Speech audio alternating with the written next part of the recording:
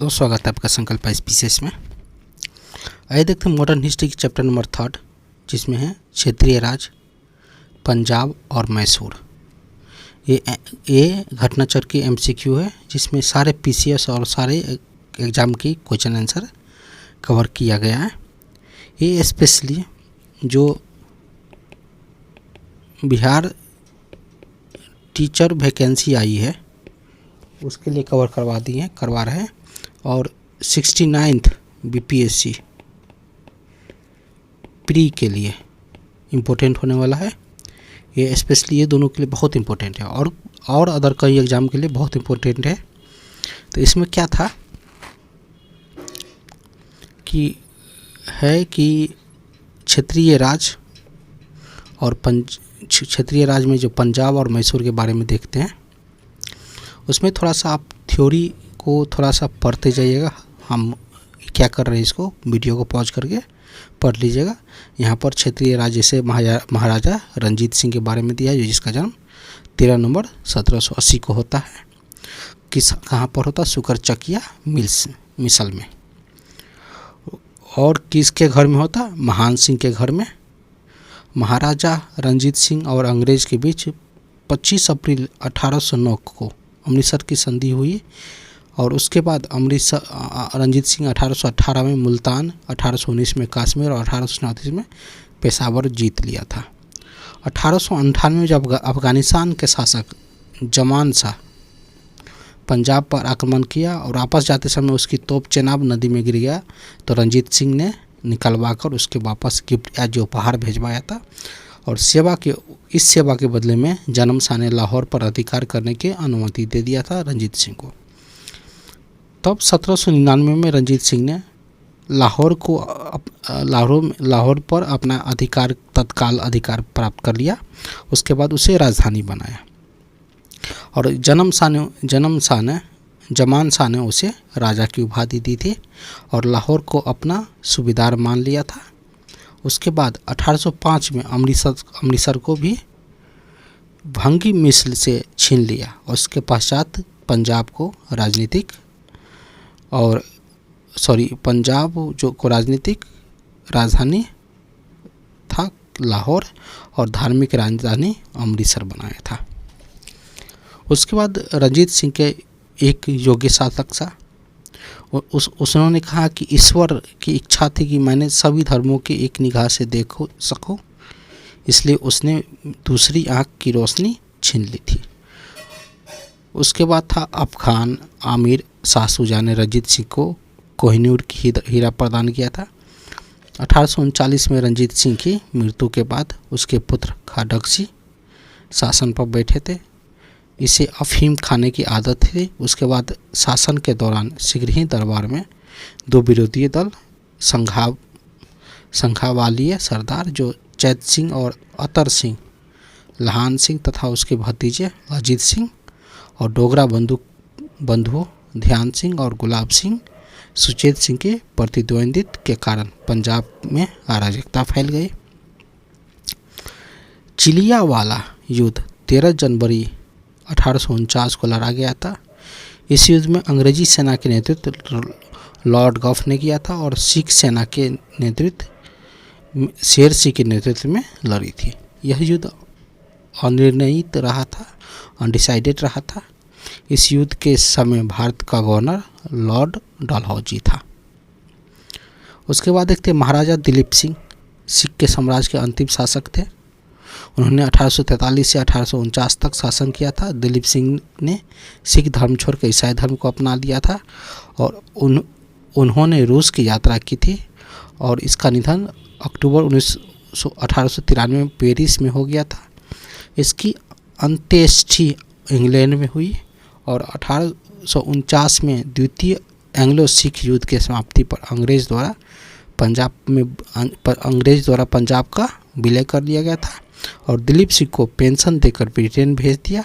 और पंजाब के ब्रिटिश साम्राज्य में विलय के बाद लॉर्ड डलहौजी ने 1849 ईस्वी में पंजाब के शासन करने के लिए 3 लोगों की परिषद का गठन किया, जिसमें सर हेनरी लॉरेंस के अध्यक्षता में जॉन लॉरेंस और चार्ल्स ग्रेन विले मनसेले की सदस्य के रूप में नियुक्ति किया गया था।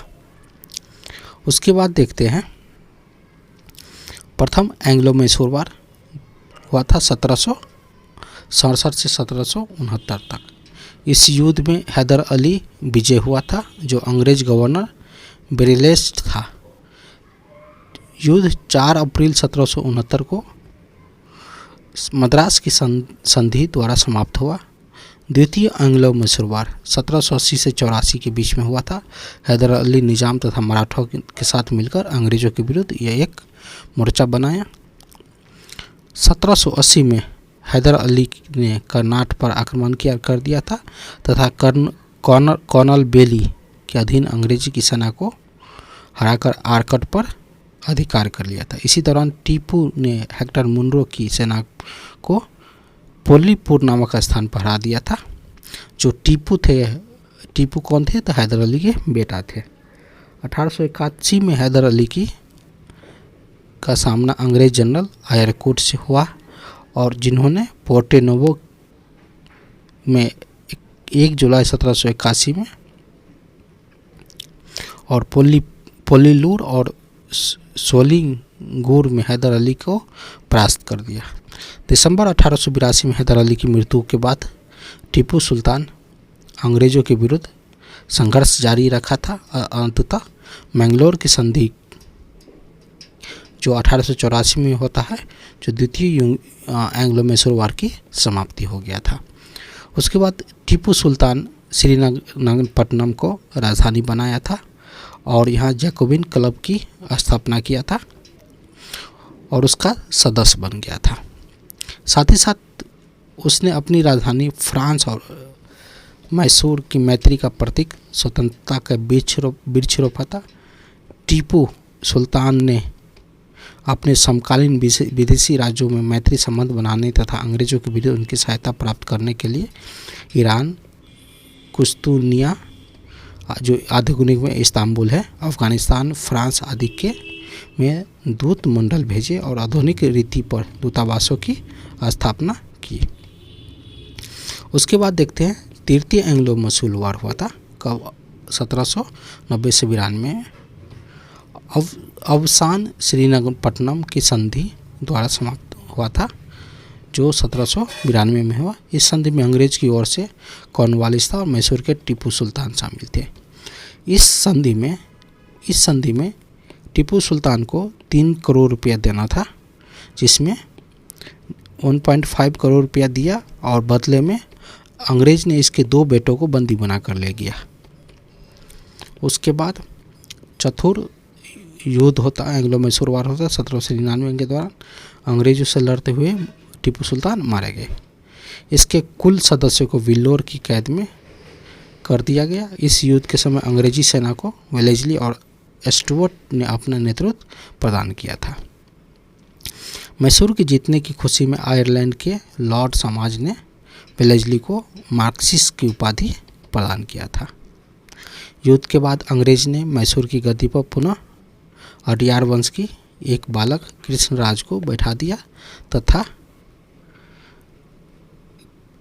कनारा, कोयम्बटूर और श्रीरंगपट्टनम को अपने एक राज्य में मिला लिया।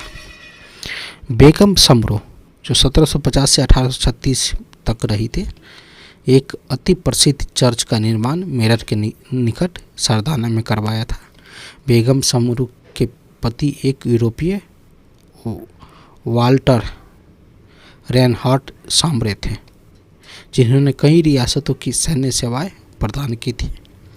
सांब्रो को बंगाल के नवाब नब्ज खां ने सहारनपुर के रुहेला सरदार जब्त खां को हराने में प्रमुख भूमिका के कारण सरदाना की जागीर प्रदान की थी और उन्होंने पति की मृत्यु के बाद बेगम समरू सरदाना के शासिका बनी थी। उसके बाद देखेंगे यहाँ से क्वेश्चन चालू हो जाता है।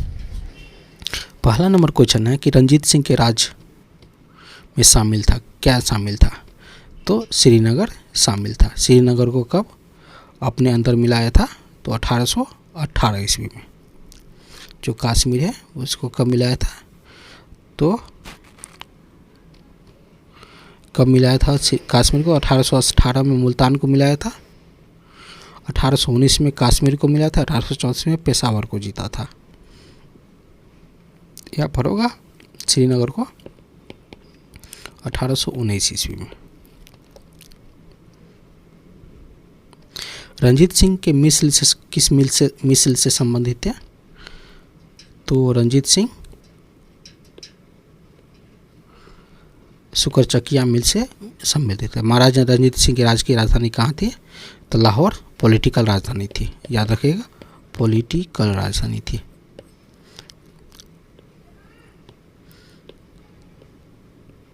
उसके बाद अमृतसर रीजनल राजधानी थी। तो यहाँ पर पूछा था राजधानी, तो पॉलिटिकल राजधानी पर जाइएगा। राजा रंजीत सिंह ने किस स्थान पर अदालत आला की स्थापना किया था? तो अदालत आला की स्थापना लाहौर में किया था। राजा रंजीत सिंह के प्रसिद्ध कोहिनूर हीरा प्राप्त किया था कहाँ से? तो शाहसूजा से प्राप्त किया था। निम्नलिखित में से किसने कहा था कि ईश्वर की इच्छा थी कि मैं एक धर्मों के एक निगाह से देखूं, इसलिए उसने दूसरी आंख की रोशनी ले ली? तो महाराजा रंजीत सिंह ने। याद रखिएगा, महाराजा रंजीत सिंह की जन्म 13 नवंबर 1780 को होता है शुक्रचकिया मिल्स में। महाराजा रंजीत सिंह के उत्तराधिकारी कौन थे? तो खड़क सिंह उसका उत्तराधिकारी थे। सब पूछा हुआ दोस्तों क्वेश्चन है, आप लोग थोड़ा सा अच्छे से बनाइएगा। सिख राज के अंतिम राजा कौन थे? तो दिलीप सिंह सिख राज के अंतिम राजा थे। पंजाब के पूर्व महाराजा दिलीप सिंह के विषय में निम्नलिखित में से कौन कथन सही है? तो 23 अक्टूबर 1893 को उनका निधन पेरिस में हो जाता है। कथन सही, ना सही, गलत है, इसका इंग्लैंड में होता है। उन्हें कभी भी सिख धर्म नहीं छोड़ा था, ये कथन भी गलत है। उसने सिख धर्म को छोड़कर ईसाई धर्म अपना लिया था। वह कभी रूस नहीं गए थे, वह रूस चले गए थे। सिख साम्राज्य के अंतिम शासक कौन थे? तो पूरा रिपीटेड क्वेश्चन है, दिलीप सिंह। पंजाब के विलय के पश्चात पंजाब पर शासन करने के लिए निम्नलिखित में से 3 परिषद का सदस्य जो स्थापित किया, इसमें से कौन नहीं था? तो जॉन लॉरेंस, रॉबर्ट, ये और ये नहीं थे, बाकी बाद ये दोनों थे। प्रथम एंग्लो मैसूरवाद युद्ध हुआ था 1766 से 69 तक। कौन विजय हुआ था? तो हैदर अली विजय हुआ था। निम्नलिखित में से कौन 1795 में डिंडीगुल मैसूर के एक आधुनिक शस्त्रागार की स्थापना किया था? तो हैदर अली ने। ब्रिटिश जनरल जिसने हैदर अली को पोर्टो नोवो के युद्ध में हराया था, तो कौन था? तो सर आयर कोट था।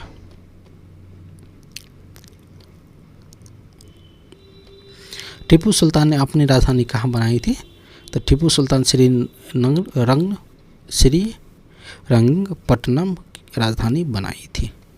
निम्नलिखित भारतीय शासकों में से कौन था जिसने विदेशों में आधुनिक पद्धति द्वारा दूतावास स्थापित किया था? तो टीपू सुल्तान ने दूतावास स्थापित किया था। टीपू सुल्तान ब्रिटिश सेना को 1880 में हराया था, कहाँ पर? तो पोलीपुर में। अंग्रेज ने श्रीरंगपट्टनम की संधि किसके साथ साइन की थी? तो टीपू सुल्तान के साथ साइन की थी। टीपू सुल्तान अंग्रेज के साथ युद्ध में कब मारा गया था? 1799 ईस्वी में मारा गया था। उसके बाद पूरा फैमिली को बंदी बना लिया था। प्रथम एंग्लो मैसूर वार हैदर अली पराजित होता, नहीं यहाँ पर विजय होता। द्वितीय एंग्लो मैसूर वार हैदर अली अंग्रेजों को पराजित किया, ये भी कथन गलत है। तृतीय एंग्लो मैसूरवाद टीपू सुल्तान युद्ध जीता था, अपना भूभाग अंग्रेजों को नहीं दिया, गलत कथन है, टीपू सुल्तान हार जाता है। चतुर्थ एंग्लो मैसूरवाद में टीपू पराजित किया और युद्ध के मध्य दिव्यांत मतलब मारा गया, कथन सही है। उसके बाद 21 नंबर क्वेश्चन है कि इलाहाबाद की संधि 1765 में, मैंगलोर की संधि, सालवाई की संधि और मद्रास की संधि। तो यहाँ पर देखिए 4 नंबर में 2 है, तो कब कब होता है? मैंगलोर की संधि द्वितीय एंग्लो मैसूरवाद के 1780 से 84 में होता है, और सालवाई की संधि 1785 से मराठा एंग्लो मराठा युद्ध के बाद होता है 1785 से 82 के बीच में। तो 1775 से 82 के बीच में होता है। और मद्रास की संधि प्रथम एंग्लो मैसूर वार 1767 से 69 के बीच में होता है, जो 1769 में हैदर अली और अंग्रेज के बीच यह संधि होता है। तो 1700 जैसे यहाँ पर देखिए मद्रास की संधि 3 नंबर हुआ, यहाँ पर 3 किस में तो 3 नंबर और इसके बाद 2 मैंगलोर की संधि कब होता है तो 1784 में। सलबाई की संधि 1782 में। पैगाम समरू एक अति प्रसिद्ध चर्च का निर्माण कहाँ करवाया था सारदाना में। निम्न में से कौन सा एक सही नहीं है। अली मर्दान खां बंगाल के राजस्व कृषि पद्धति प्रारंभ किया, कथन गलत है। महाराजा रंजीत सिंह ने लाहौर में तोपों का निर्माण के लिए आधुनिक ढलाई खाने का स्थापित किया था, कथन सही है। आमेर सवाई जयसिंह ने यूक्लिड के रेखागणित के तत्वों के संस्कृत में अनुवाद किया था, कथन सही है। मैसूर में टीपू सुल्तान ने श्री गेरी मंदिर के देवी शारदा की मूर्ति का निर्माण के लिए धन दिया था, कथन सही है। यहाँ पर ए नंबर गलत है। 24 नंबर क्वेश्चन है कि निम्नलिखित कथनों पर विचार कीजिए। पानीपत के तृतीय युद्ध में अहमद शाह अब्दाली ने इब्राहिम लोदी को पराजित किया था, कथन गलत है। मराठा को पराजित किया था, इब्राहिम लोदी को नहीं।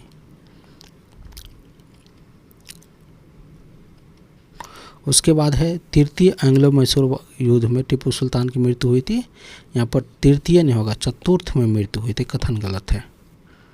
इसके बाद प्लासी के युद्ध में सिराजुद्दौला की पराजय के लिए मीर जाफर ने अंग्रेज को मिलकर षड्यंत्र रचा था, कथन सही है। केवल 2 नंबर सही होगा। ये था दोस्तों चैप्टर नंबर 3।